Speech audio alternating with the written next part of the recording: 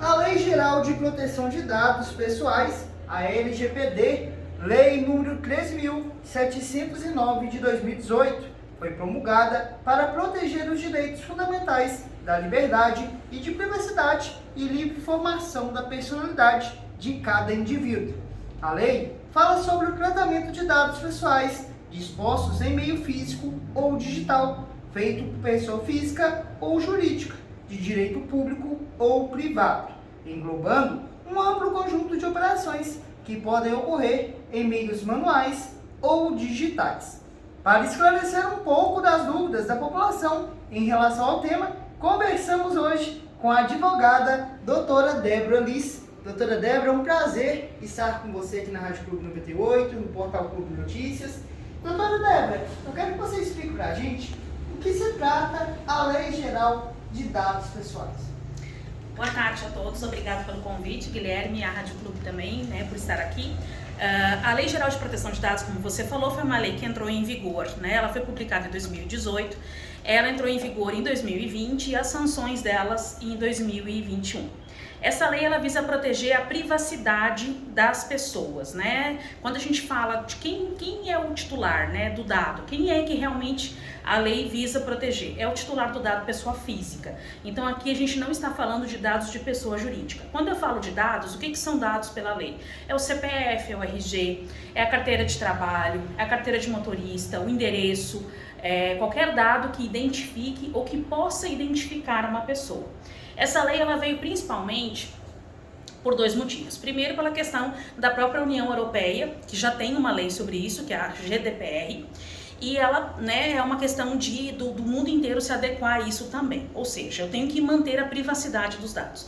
E o outro motivo também é a questão desse compartilhamento indevido dos dados, em que a pessoa nem sabe exatamente onde ela recebeu uma ligação, ela recebeu algum contato, e ela não sabe exatamente de onde que veio a informação do telefone dela, por exemplo, do celular, ou do telefone residencial, ou até do e-mail. Então a lei ela veio para realmente proteger o cidadão, a pessoa natural, como a gente fala, a pessoa física, que os dados dela, que são dados que as identifique, sejam realmente protegidos e tratados, A lei utiliza essa expressão tratamento conforme definido na lei, que sejam devidamente armazenados, arquivados, compartilhados, conforme o interesse das pessoas físicas, dos cidadãos brasileiros. Doutora Débora, eu queria que você falasse um pouco para a gente sobre alguns personagens, que aparecem aí na Lei Geral de Proteção de Dados. Quem são esses personagens e qual é a representatividade de cada um dentro da lei? Ótimo. A lei geral, ela traz então, ela protege o titular do dado. O titular do dado é a pessoa física, a pessoa natural, sou eu, Débora, é você, Guilherme, São todas as pessoas físicas naturais do Brasil. Então, o meu dado, o meu RG, o meu CPF, o meu e-mail, a placa do meu carro, o meu número do meu celular ou do meu telefone, só pode ser compartilhado com quem eu permito. Então, esse é o titular. O outro agente que a lei traz é o controlador e o operador, Assim, a gente às vezes escuta essa palavra, essa expressão e tem um pouco de dificuldade no entendimento, mas ela é bem simples. O controlador é aquela pessoa física ou jurídica, daí nesse caso, que controla o dado. Então, por exemplo, eu sou funcionário de uma empresa e eu, para poder entrar nessa empresa, eu entreguei os meus documentos, informações, para poder que a empresa fizesse a anotação na minha carteira de trabalho, do vínculo empregatício, fizesse o pagamento do meu salário, que realizasse, a cobertura do plano de saúde para os meus filhos, para os meus dependentes. Então, essa empresa ela é a controladora dos dados. Ela recebe o dado e ela tem uma finalidade para cumprir. Um outro personagem da lei é o operador. O operador de dados é aquele que exerce um comando do controlador.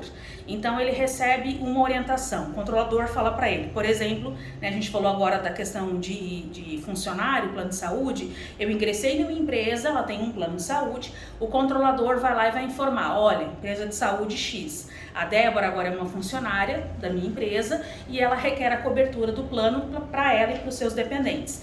Você faz o cadastro dela, na sua base e emita as carteirinhas para que a Débora possa começar a utilizar o plano de saúde. A operadora do plano de saúde é literalmente um operador.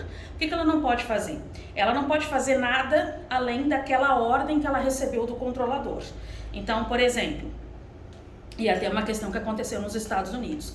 A operadora de saúde recebeu informação, por exemplo, eu tive um filho e quis que ele fosse, né, inserido no plano de saúde, e a operadora de saúde tinha que apenas incluir o meu filho e me entregar a carteirinha, né, para que eu pudesse começar a utilizar o plano.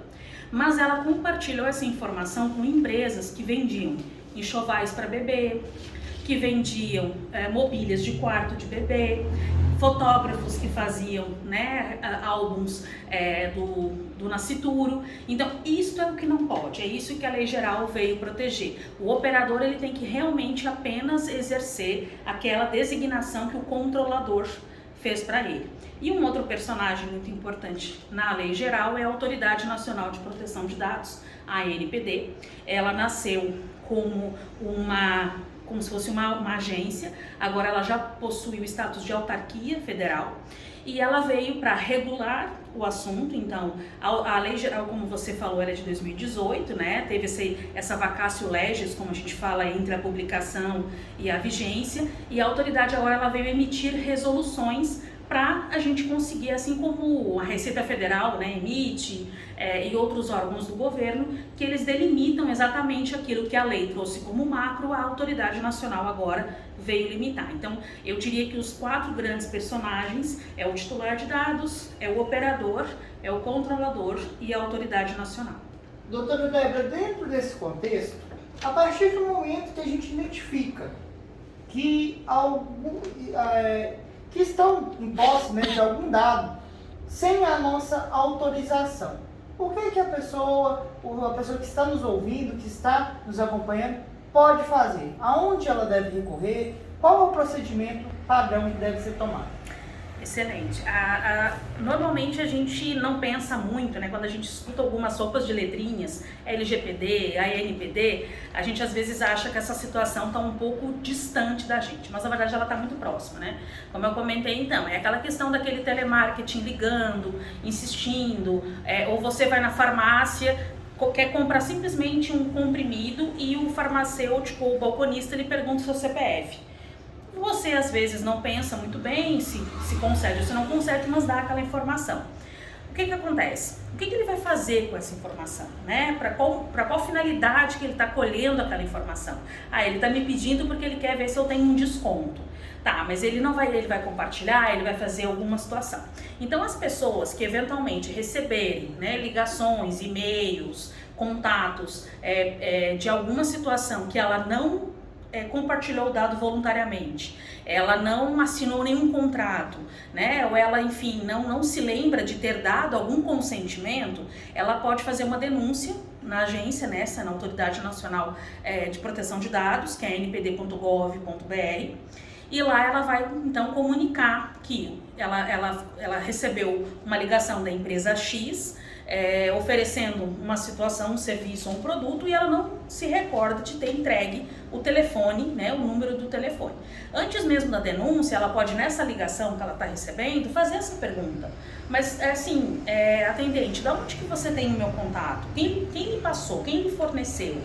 Né? E é uma obrigação pela lei geral, pela LGPD, que todo o controlador de dados, né, que a gente falou agora, que ele informe ao titular de dados qual dado que está armazenado, onde está armazenado, por quanto tempo ele está lá, quem tem contato, inclusive a questão da exclusão, né? Então, que é um direito do titular que o seu dado não seja mais mantido naquela fonte, né? E essa exclusão, ela sempre é possível? É sempre possível acontecer essa exclusão? Não, ela é relativa, né? A exclusão ela só pode ser feita se o dado for compartilhado pela base legal do consentimento. Então, por exemplo, eu fui na loja, comprei uma roupa, uma bolsa, enfim, e a atendente sugeriu para mim, Débora, nós vamos fazer um sorteio de um item X, Você quer participar? Tem aqui um formulário para você colocar os seus dados. Eu vou colocar o meu nome, né, meu telefone, meu e-mail para participar do sorteio. E ali vai estar escrito que a loja, inclusive, além do sorteio, ela pode também realizar campanhas de marketing, me mandar e-mails, me fazer contato. Então, assim, ali eu permiti que a loja, né, tivesse acesso aos meus dados e fizesse isso. Mas também, pela lei geral, eu posso chegar para a loja e falar assim, olha, eu não quero mais que o meu dado esteja com você, que o meu e-mail, que o meu telefone, que o meu contato esteja, eu quero que você faça a exclusão. Então, nesses casos, o consumidor, o titular de dados, ele pode pedir exclusão e deve acontecer. É diferente, por exemplo, no caso, como nós citamos há pouco, da questão do empregado, né? Então, assim, eu vou trabalhar numa empresa, eu tenho que fornecer, né, dados mínimos para isso, e a empresa ela tem a obrigação de informar isso para o governo através da plataforma do e-social. Eu não posso chegar para a empresa em que eu trabalho e pedir para ela excluir o meu nome, o meu CPF das bases de dados, porque afinal de contas ela tem uma obrigação legal para cumprir junto ao governo. Ou eu assinei um contrato em que eu contratei um determinado serviço e que lá exigiu o fornecimento de dados. Então, assim, eu não posso, por exemplo, com a Alnet, com a Algar, né? Eu assinei um contrato de telefonia e eu falo assim, eu não quero que meu endereço conste. Mas como que ele vai instalar o serviço de telefonia e de internet sem ter o meu endereço? Então, a lei, ela traz, a gente chama de bases legais, que são 11, em que elas permitem que o controlador realmente possa receber o dado e controlar. A única base legal que ela da questão da exclusão, né, de não ter mais o consentimento, é literalmente a base do consentimento. Então, eu entreguei o meu dado voluntariamente e agora não quero mais que ele esteja naquela base. Doutora Débora, e quais são os cuidados que o cidadão comum, né, deve ter na hora de repassar seus dados aí para terceiros? Então, é muito importante essa questão. Um dos princípios da lei geral é a finalidade e a necessidade da questão dos dados. Então, assim, eu tenho que pensar se a pessoa que está me solicitando os dados, ela vai utilizar para qual finalidade, para qual necessidade. Então, todo consumidor, todo titular pode fazer essa pergunta, né? Por exemplo, o CPF na farmácia. Quando for interrogado com relação ao CPF, pergunte, mas por que você está me solicitando o número do meu CPF? Existe algum motivo? Ah, não, eu só quero ver se tem desconto. Ah, mas eu não tenho interesse em desconto, então eu não vou dar meu CPF, por exemplo, né? A situação lá da loja de roupas. Eu estou fazendo uma compra, eu não quero participar do sorteio, eu não vou dar os meus dados. Ou eu vou fazer uma compra à vista, né? Tanto em dinheiro quanto no débito. E a loja pergunta meu CPF. Não existe motivo para isso, né? A não ser que, eu quero a emissão de uma nota fiscal. Para emitir a nota fiscal, eu tenho que dar os meus dados. Então, é importante que todo mundo tenha em mente esses dois princípios que são muito importantes. Pense para qual finalidade que eu vou dar o meu dado e para qual necessidade que eu tenho que dar. Eu necessito entregar o meu endereço se eu estou comprando um produto que ele vai ser entregue pelos correios? Preciso. Então, eu tenho que fornecer o meu endereço. Então, é importante sempre ter esses dois filtros, né? Necessidade e finalidade para poder fornecer o dado. Falamos aí como se proteger. E para quem descumpre a lei geral, quais são as sanções cabíveis aí para quem descumpre? A lei geral ela veio com uma mão bem pesada com relação às multas, né? A lei geral de proteção de dados ela trouxe 5 tipos de multa. Uma pecuniária, que seria por infração, ou seja, o controlador que não obedeceu a questão do dado, houve um vazamento, né? A gente já viu vários casos aqui no Brasil. Para vocês terem uma ideia, no Brasil hoje nós já temos quase 1000 sentenças utilizadas no judiciário com base na Lei Geral de Proteção de Dados para condenar empresas.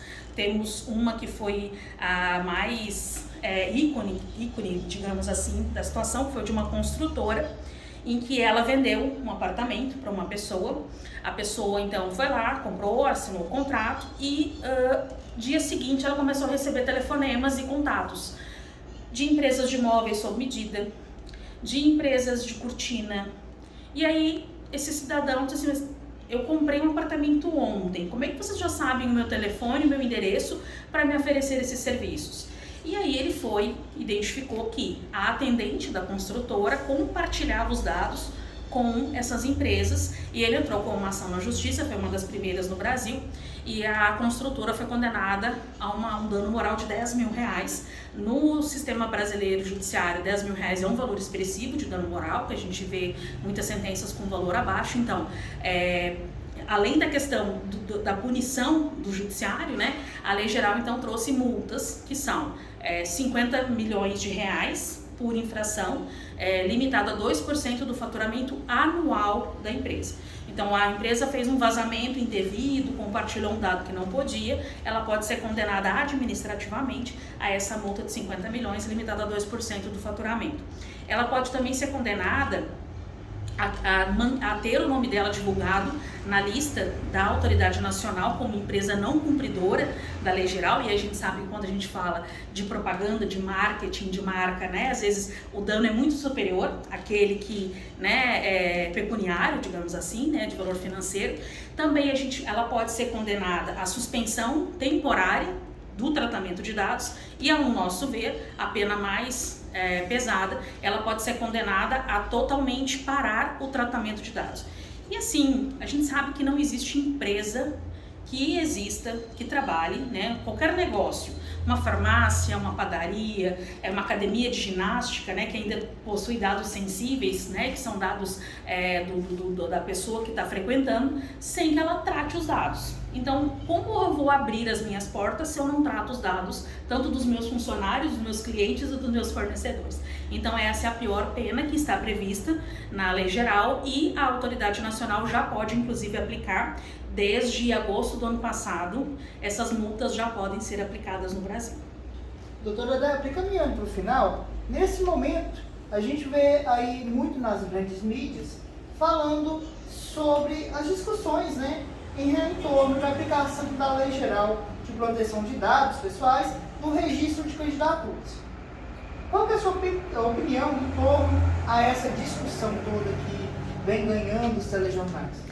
Essa é uma discussão muito importante, né? Ela está, inclusive, hoje é quarta, segunda-feira, o Tribunal Superior Eleitoral e o STF entenderam, ainda não tiveram ainda uma opinião sobre a questão da divulgação de dados dos políticos, né, dos candidatos, embora exista uma pressão muito grande da sociedade com relação a isso. A gente sabe que tem o portal da transparência, tem outros sites também que falam sobre os candidatos. Lá, eles têm que colocar os seus dados, né, para que a população conheça e faça uma avaliação para fins de eleição.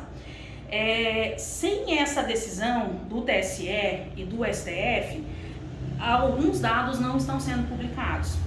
Por exemplo, é obrigatório publicar, vamos supor, eu sou uma candidata à eleição, eu tenho que publicar meu patrimônio. Só que atualmente eu só publico que eu tenho um apartamento de R$300 mil lá em São Leopoldo, Rio Grande do Sul, né, que é do lado da minha cidade.